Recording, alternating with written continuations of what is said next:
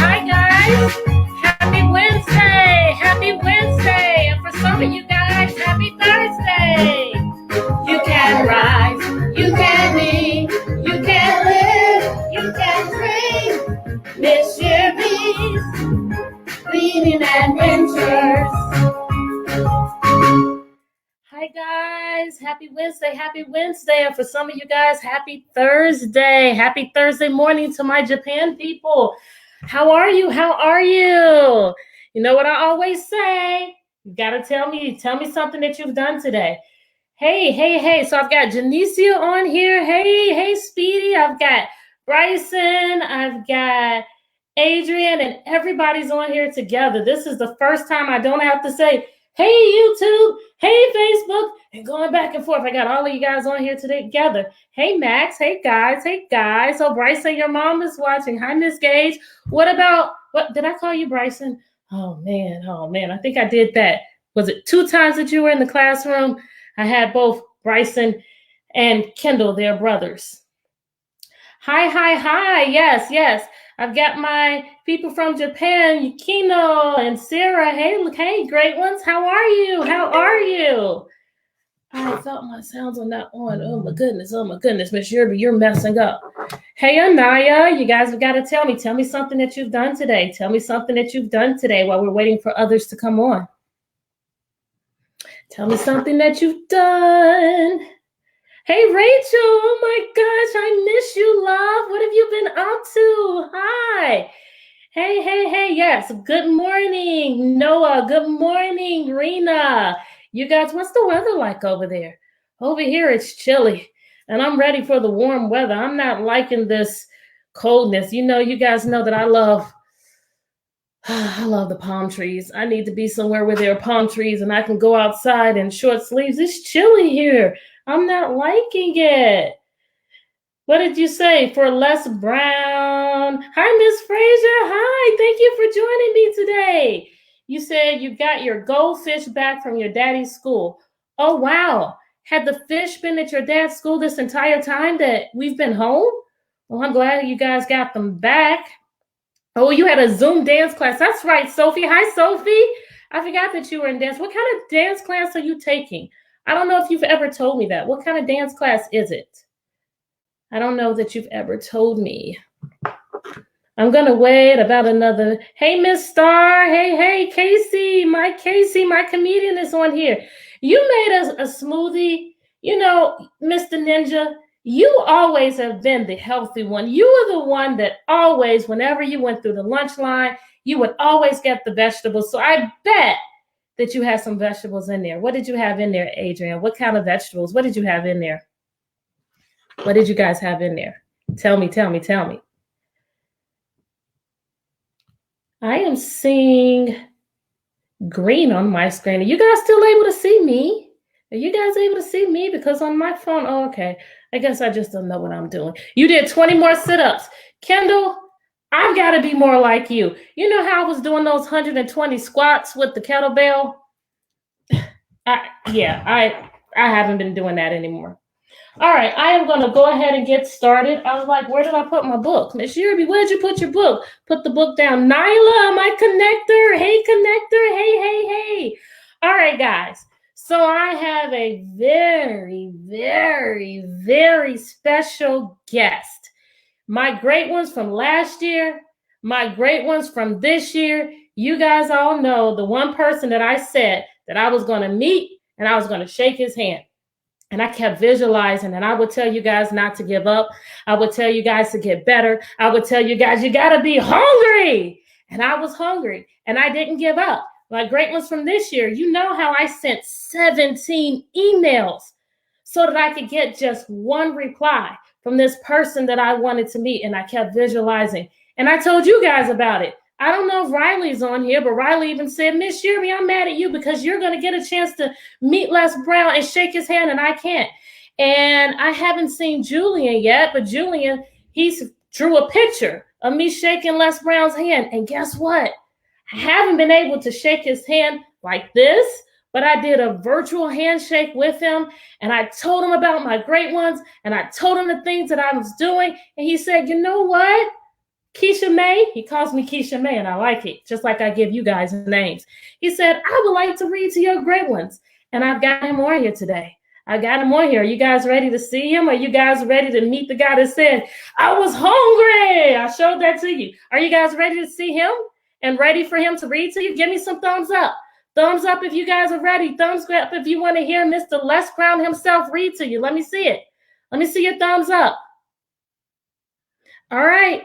I'm ready for you, Mr. Brown. We're ready for you.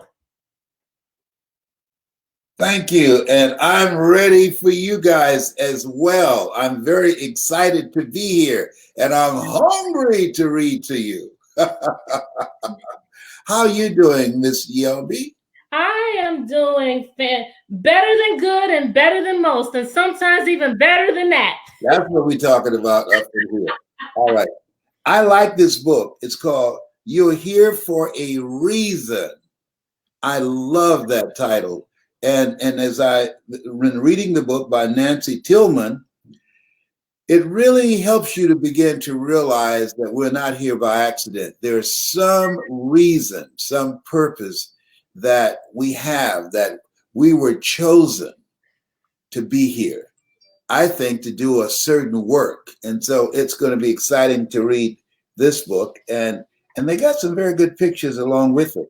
Now, just for instance, and I want to start on this page, because here it says, you're here for a reason.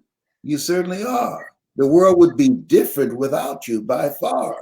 If not for your hands and your eyes and your feet, the world, like a puzzle, would be incomplete. Now, there's a little boy here with an elephant. You know what I'm thinking about? As the elephant is looking at him and a little boy is touching the elephant's trunk, I'm wondering, what is the elephant thinking? Because he's looking at this little dude who's touching his trunk. I don't know if they are friends or not, but the elephant does look to be friendly. I've never been that close to an elephant. But in the same picture, there's a kite. I wonder what that represents. And what is the little boy saying to the elephant? But obviously, he has the elephant's undivided attention. And if the elephant could talk, I wonder what he would say. Would I be able to hear someone saying what they think the elephant would be saying, Miss Yearby? Yeah, why don't you guys go ahead and type in, what do you guys think that the elephant is saying?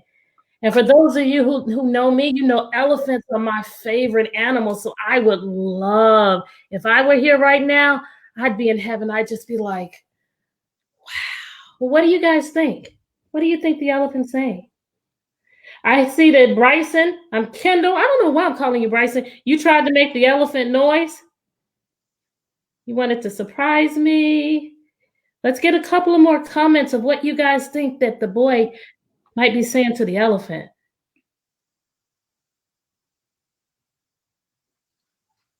Would I be able to hear them? No, the comments are just going up. So can you see the comments? Let's say, they're saying that you're in the show. Everyone can see and hear you. Okay, now the little boy is taking the elephant across the street and he's holding a stop sign. And what really amazed me, the elephant is following the little boy's instructions. So this obviously is an elephant that has been trained very well. And you know why he can control him like that, even though the elephant weighs over 2 tons, and this little boy looks like he weighs around 60 pounds the most, is that they take them out in the jungle or someplace and put a chain around their legs and put it on a heavy surface and a wall or concrete device that they can't pull up or break, and leave them there for about 3 weeks, and they come back, and every time the chain gets tight, the elephant stops. And then, even though the elephant weighs 2 tons, the elephant has now been conditioned. In other words, when they bring the elephant to the city, they put a little peg in the ground, a little rope around his leg, and the elephant, thinking that's the chain that he couldn't break for 3 weeks, and he couldn't pull up the concrete slab. And so every time it gets tight, he stops. He's conditioned in his mind. Physically, he's strong enough to get away, but he's not going to do it because he's been failing so often trying to break loose, and the chain wouldn't break, and he couldn't pull it up, so he stopped. A lot of people do that in life. Even the smallest of things that you do blossom and multiply far beyond you. I like that. The smallest things that you do. I remember when I was in school, and there's a poem I like that: once a job is begun, never quit until it's done. Be the labor, large or small, do it well or not at all. Now, here's something here that is a special picture. And this is the elephant and the duck and the little boy in the back of the elephant. And look at the kindness in the elephant's eye.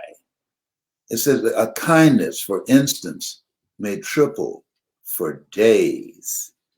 I wonder what the duck is saying to the elephant. Do they have a special way of talking? Do the elephant and the duck have the same language style? Or elephants have one style, the ducks have another, and maybe the little boy can translate for them? I don't know. But they look to be very conversational and connected together, like they've been knowing each other for a long time. So a kindness, for instance, may triple for days or set things in motion in different ways. There that kite is again. And the ducks. I wonder what the ducks are thinking. They can fly for a little bit, but they can't fly real high. So I wonder, are they thinking that's some kind of special bird, or do they know that it's a kite because they've seen so many before? So I'm seeing on here someone that said kindness is the light to heaven. Yes. Yeah. Someone said that the elephant was saying to the boy, let's be friends. Another one says, can I have a ride? Someone else said, you are a big elephant. Someone says, can I touch you? Together we can make the earth greater. Someone says, you are here for a reason. Yes. So now here's something that I like. It travels much further than you'll ever know under the treetops. Now look at the foxes looking up. And I wonder what this design is. This rainbow? No, ribbon. This must be some ribbon and the snow. And I wonder what the fox and the little baby foxes, what are they thinking about as they're trying to reach that? What do you guys think? Can we have some predictions? What do you guys think the foxes might be thinking as they look up at this kite that's going past them? What are your predictions? Whoa, look at the next picture. Now, this next picture with the ducks. Now, the ducks are flying, and they're flying pretty high. And there's snow everywhere and look like they're trying to catch the kite. Now, I wonder if they're going to try and get on the kite and get a ride down, a free ride, or they are trying to compete with the kite, and they just want to get up close and see it. Maybe we'll find out on the next page. Okay, let's look and see what's happening. Oh, over the snow, there is, that's a deer and a little girl. You think they work with Santa? I don't know. What do you guys think? It's snow. You think that deer is a cousin of Rudolph? I'm not sure. But He's got legs like Rudolph the Red-Nosed, you know, got legs like it, but they're a little skinny. Legs a little skinny, consumed for non-support, but you wouldn't understand that.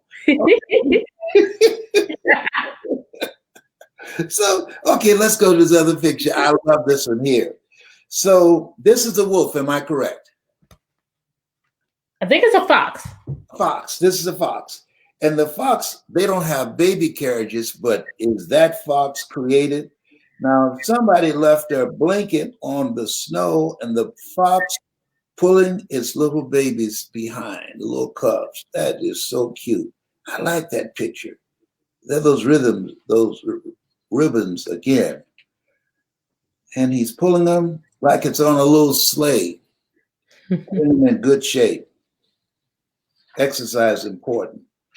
Well, I'm thinking that when you're young like that, let's go to, oh, we got a close up. Let's go, yeah, that one there. I like that. I wonder what he's saying to them. What he's saying to the deer. That's a moose. I would love to see a moose because there's a moose. Oh yes, look at the face. That's a moose. Yes. Look at the little antlers on top of the head there. I think that it's cold out there, but the little boy, he's having a good time anyhow. You think he's calling the moose a name or something, or they're just having just a staring match, looking at each other with kindness and a smile. Keep smiling. Okay, now let's go to this next one here. And this is a picture with a bird. What kind of bird would you say that is? I think that might be a mountain bluebird. A mountain bluebird. But I'm not 100% sure. Yeah, I have a black and white version of that. Okay, thank you. Oh, okay. And there are 3 eggs in there, and the mother of these 3 eggs that she laid is trying to help them to free their greatness. The shell have them confined. And once they break the shell, they'll be able to get out and start flapping their wings and soar toward their greatness. I like that. I like that too. Yes. What's your idea on that? And they fluttered. What does she mean by it? What did Miss Tillman mean by that? They fluttered and they floated. When I think about them fluttering, I think about the birds flying. And if you have some geese flying over you, if you're listening, yeah, you can actually hear the sounds of the wings hitting the air. And I think that's what it means by fluttered. Okay. Now, but look at this. Let's go to out in the water, and this little animal here. What is the name of this one here? Where you? Oh! I think this is a weasel. A weasel.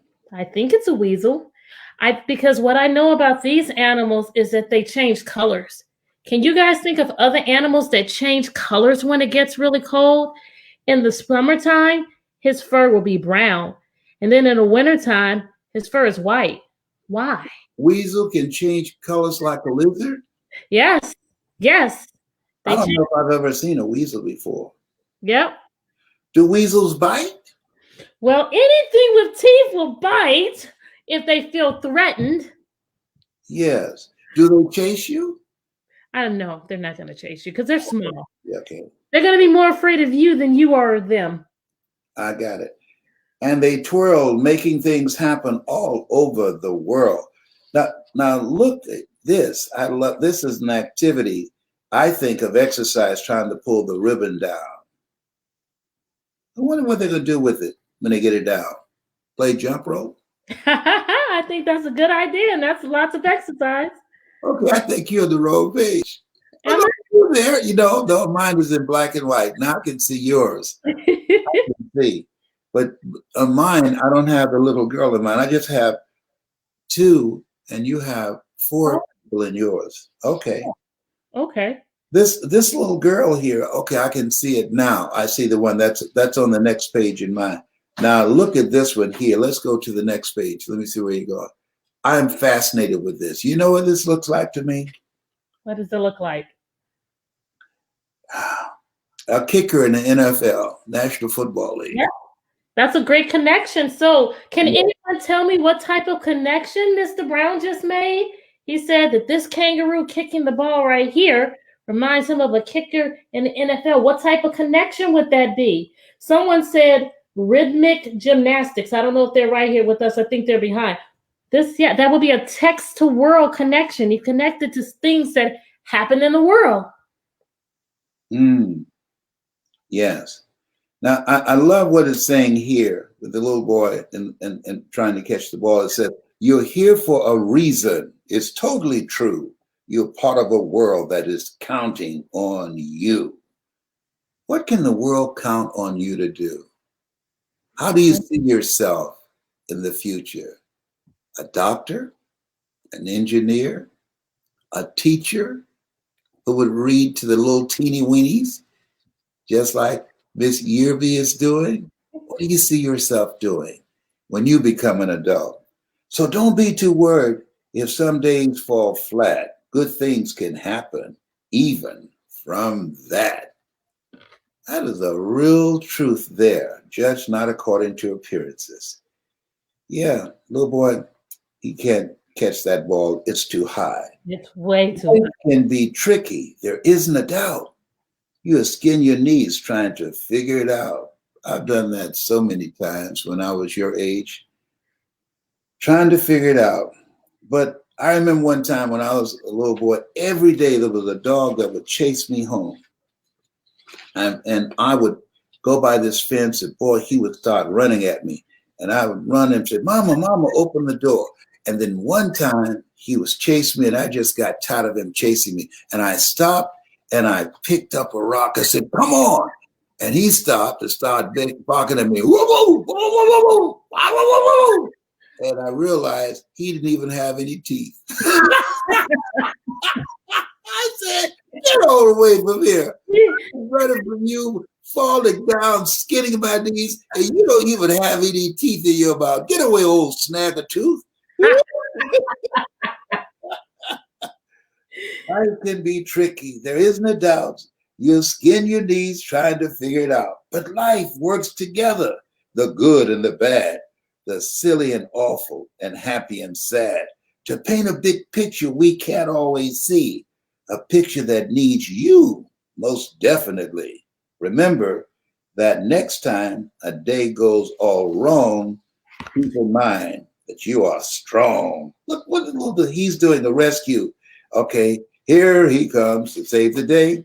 When I was a kid, the cartoon was, it's Mighty Mouse. He's on his way. But this little dude, he is strong. Look at him. Yep.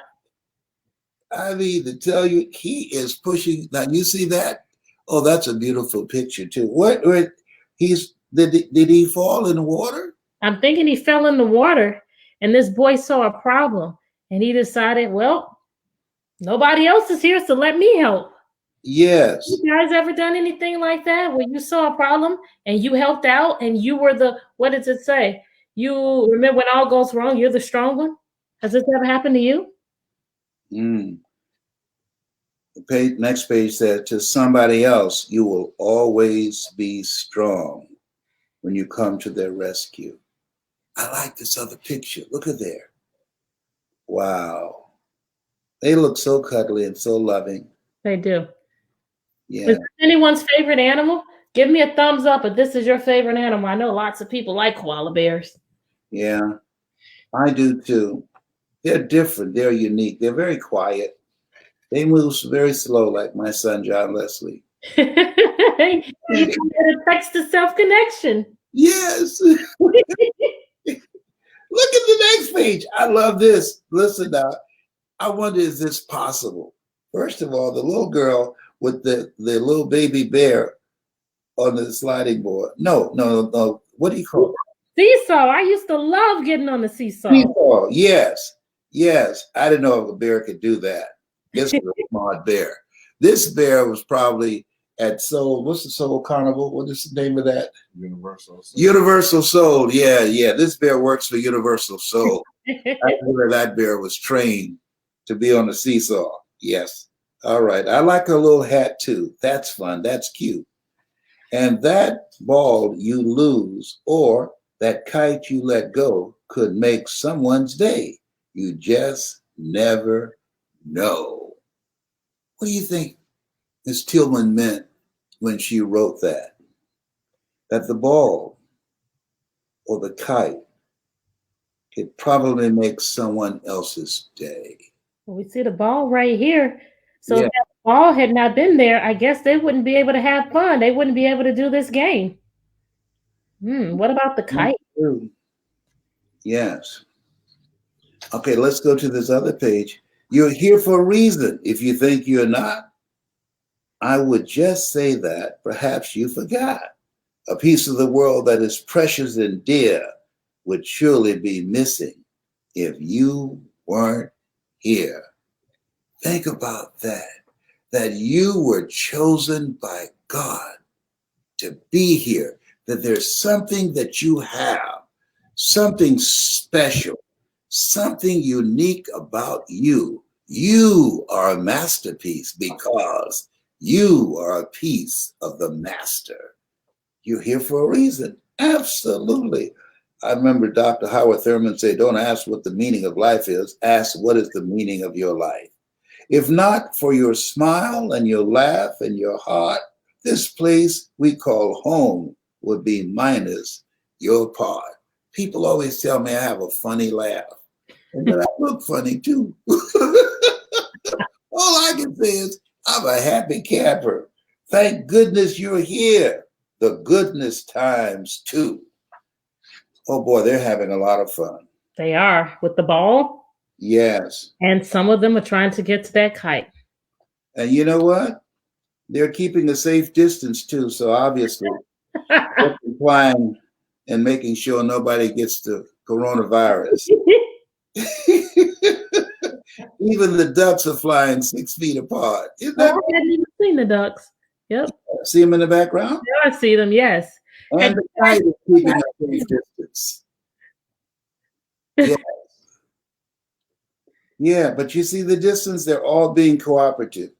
Because in California, if you don't keep a safe distance from each other, you get $1,000 fine. That's what I heard. Wow. And you can take your food stamps. Okay, let's go to the next one. I just can't imagine a world without you because you are unique. You're a blessing. The world is a better place because of you.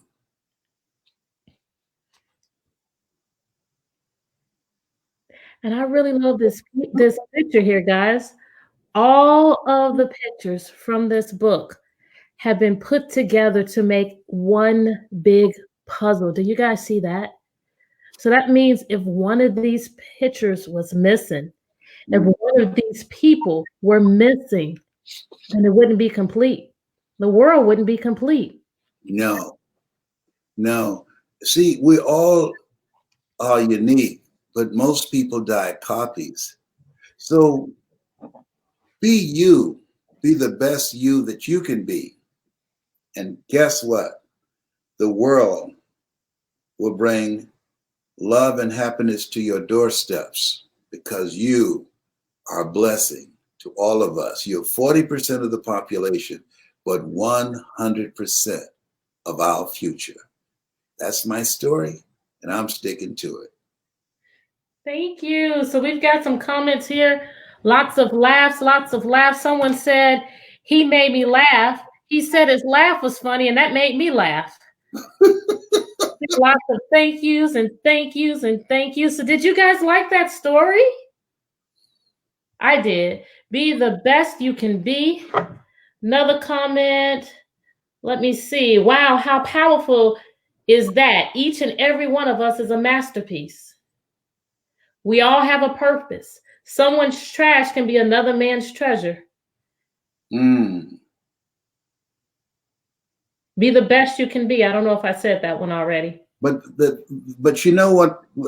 When you think about you're here for a reason, all of us are born unique, unrepeatable miracles, but most people die copies.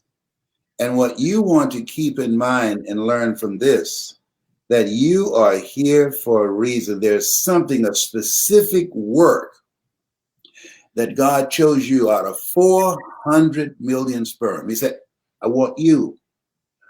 There's another one. I want you.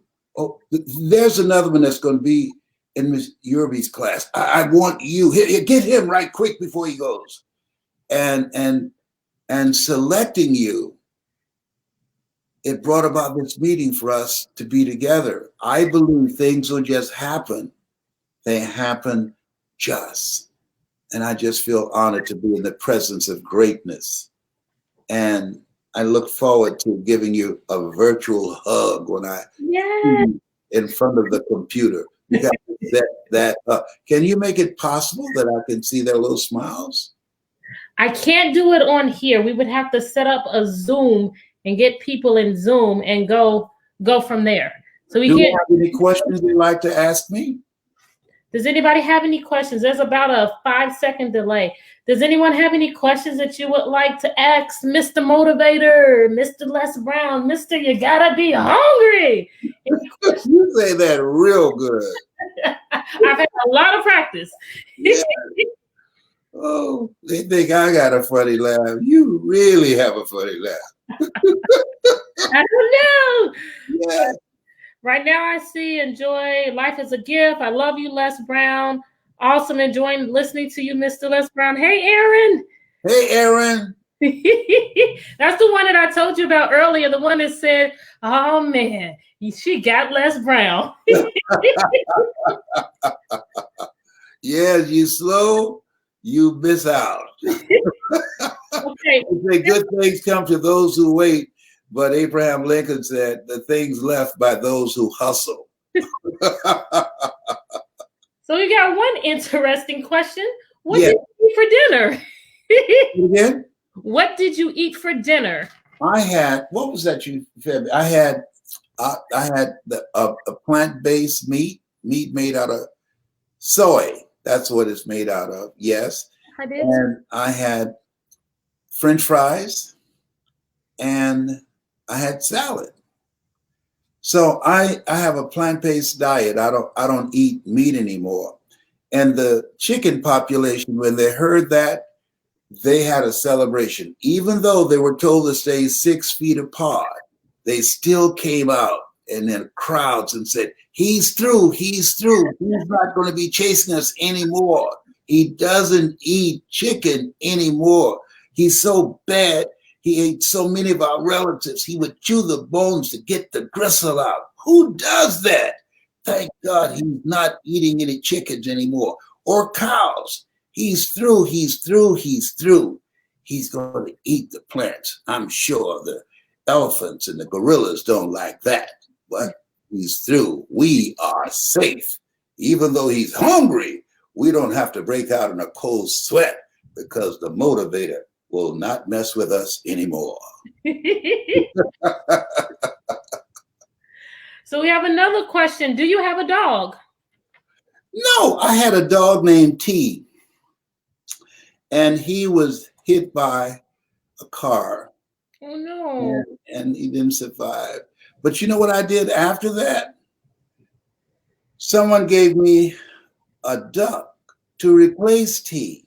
And I think I was around 7 years old. And I loved this duck. His name, you won't believe it, but his name was Marvin. Marvin. So, yes. And we had a very special relationship. I fed Marvin and had him since he was very small. And then I went to Douglas Elementary School in Overtown in Miami. I came home one day. I had been kept after school to do some special homework assignment. And so we had dinner and I went out in the backyard to give Marvin some bread and some seeds. And I said, Marvin, Marvin. Oh, no. And there was no answer. I came back, I said, you think maybe Marvin walked down the street? And then my sister, Margaret Ann, I think she was around 4. She said, Leslie, they told me to tell you. I said, what? We had Marvin for dinner. Oh. I said, you did what? I said, why would y'all eat Marvin? She said, you ate him too. I said, no.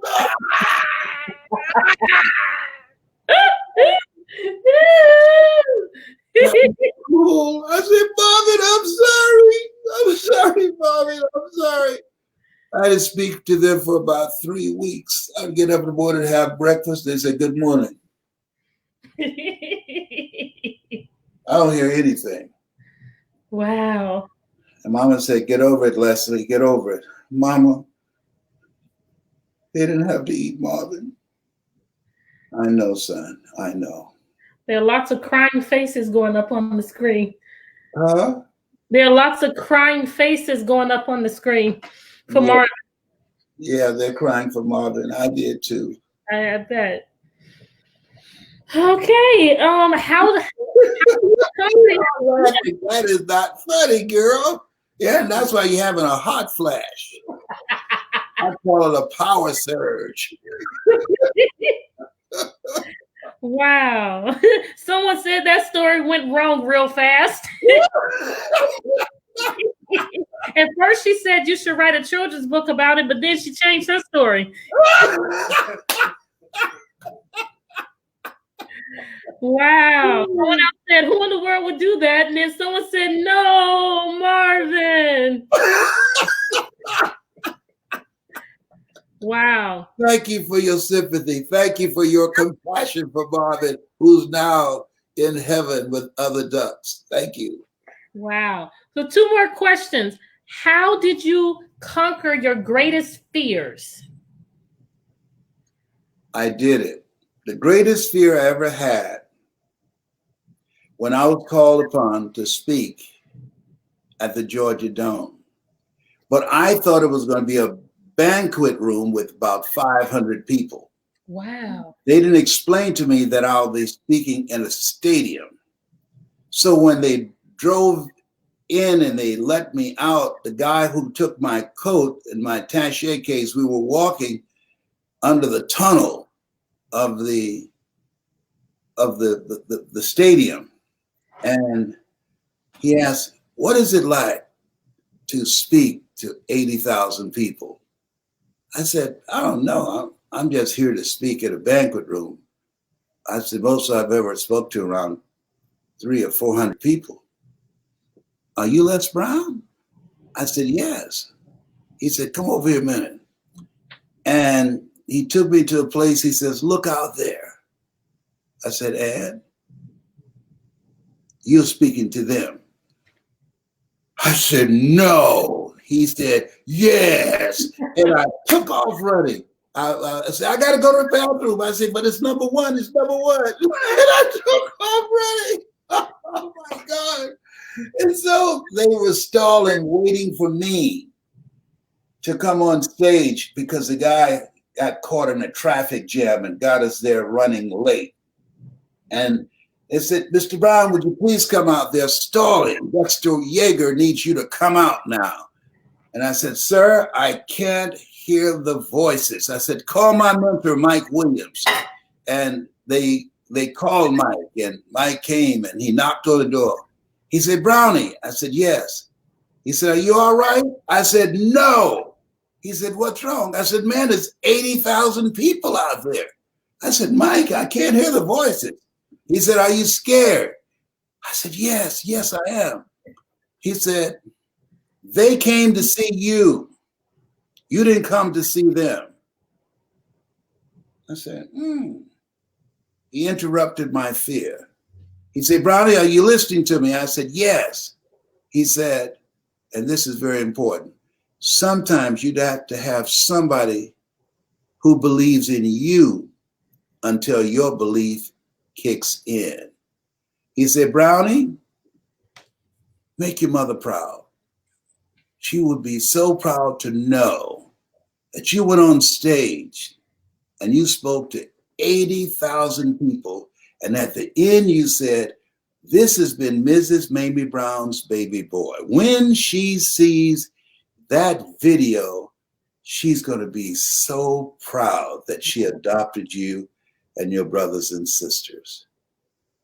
I said, don't use my mama on me, Mike. He said, come on out and make her proud. And so we started walking toward the stage. I was trembling, felt like my heart was about to jump out of my chest. And I said, would y'all pray for me? And they said, yes. So they circled me and they were holding hands. I took their hands and put it on my head. I don't know why I did that. And then they walked me toward the back of the stage and he looked at me and said, Brownie, you got this, man. You got this. And when he said it with such conviction, I said, thank you. And I went up and they said, ladies and gentlemen, Les Brown. And when they moved the curtain back, the guy gave me the microphone and I don't remember anything else. I don't remember seeing the people, going back and forth. When I look at it like other people look at it and say, whoa, that guy's bad. I just spoke from my heart. Sometimes you have to do what's in your heart. And we've all had experiences where you say to yourself, I can't believe I did that. I've only seen it about 3 or 4 times, but I hear people talking about it. I'm very critical of the work that I do, but that one makes me nervous just looking at all those people. Whoa, that was a big audience. 80,000, that's larger than some cities. And to hold their attention, I've met people who were there and they were up way up in the stadium. They said, I felt you were talking to me. I'll never forget that speech. And I believe that there are moments in our lives that we do the best that we can, and God will do that which we can't. And he used me on that day in a special way. And I feel honored. Now, what year was that? Do you remember what year that was? 92. You said 82? 92. Oh, 92. Yeah, they weren't even born yet. I was. I think I was about 11.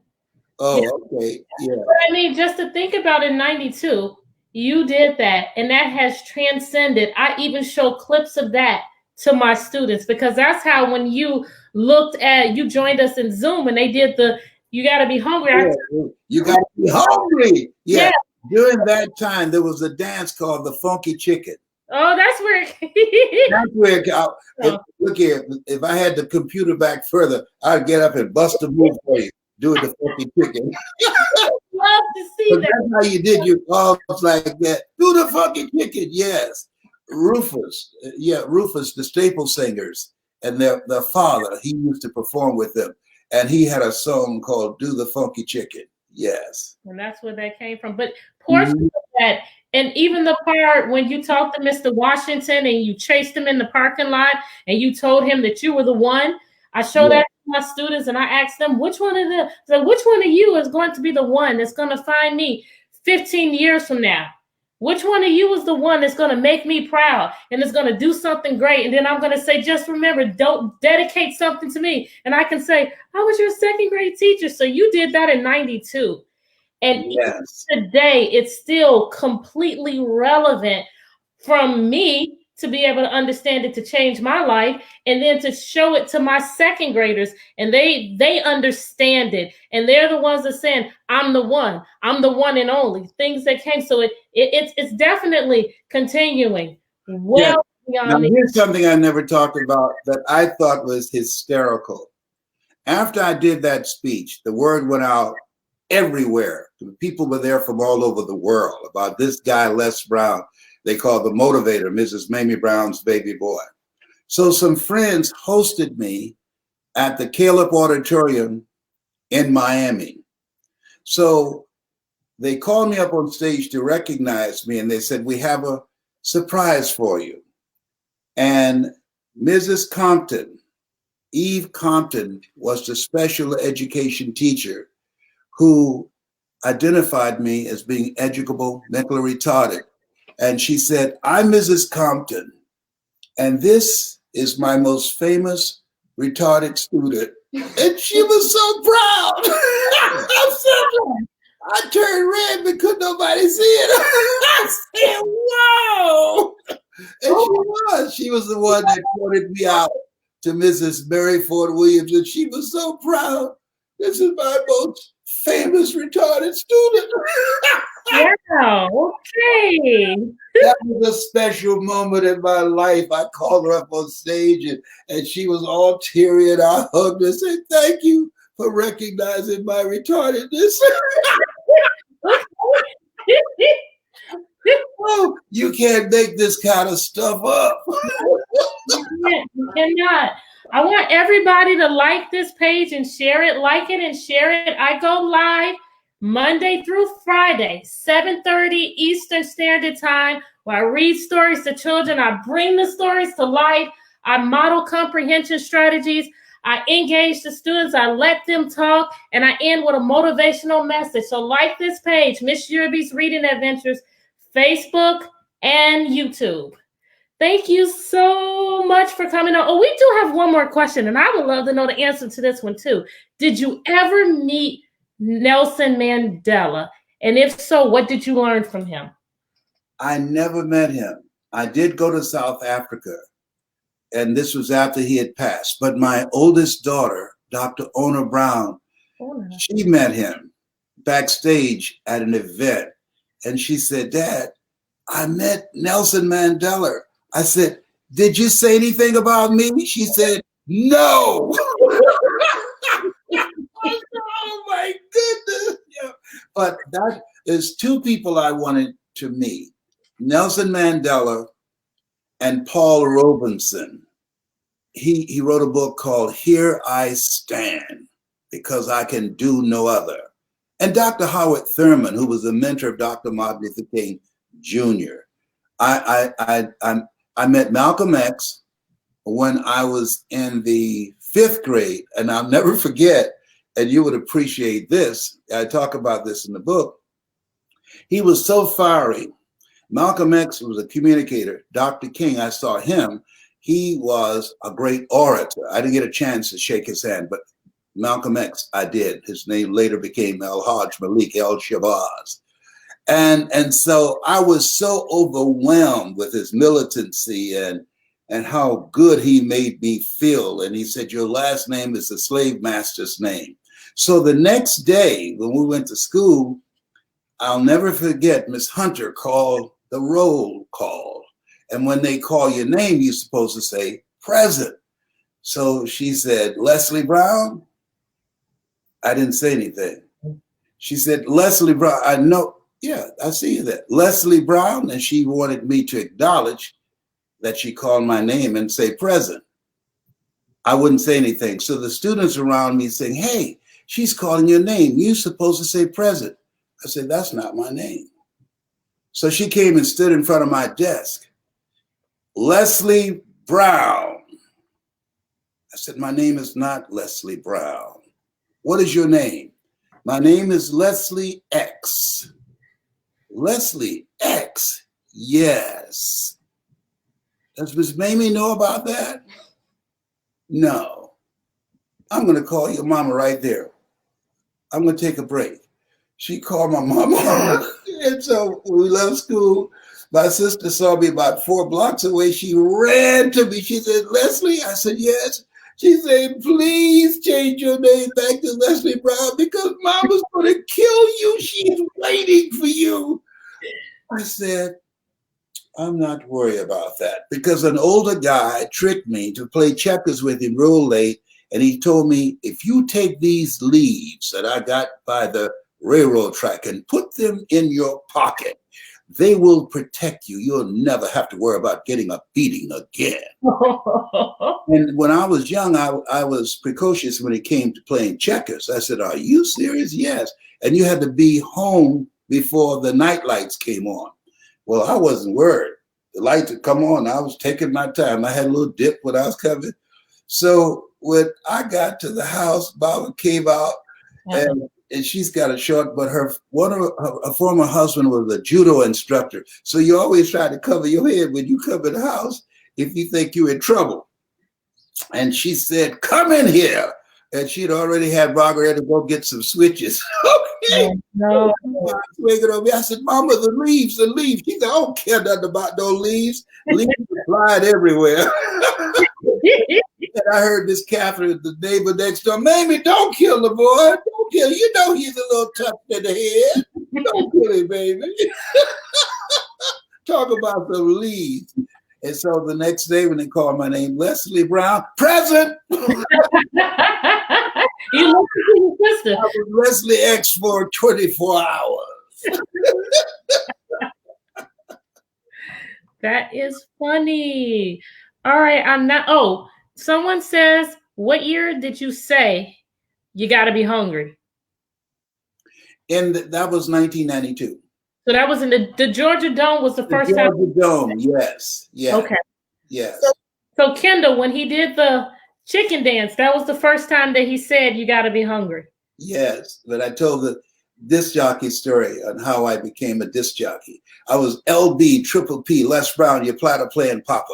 There were none before me, and there will be none after me. Therefore, that makes me the one and only. Young and single and love to mingle, certified, bona fide, indubitably qualified to bring you satisfaction and a whole lot of action. Look out, baby, I'm your love man. I was hungry. He still got it. I still got it. At 75, I still got it. Don't let this 75 fool you, baby. I said to my mother just earlier today, I said, I've been meaning to ask him, can he still do it? Does he still have it? And you got it. You Come still on now. You don't know, you better ask somebody. I've enjoyed you, and thank you for the work that you're doing with our children. And I want to let you know, all of you young people, thank you for who you are. You are our future. God's hand is on your life. You are here to do the greater work. Greater is he that's in you than he that's in the world. You are a blessing to all of us. You have something special. You have greatness in you. That's my story, and I'm sticking to it. This has been Mrs. Mamie Brown's baby boy and Dr. Yearby's pride and joy. Thank you. Bye, guys. I'll see you tomorrow. Bye. All right. Thank you so much. But yes, I have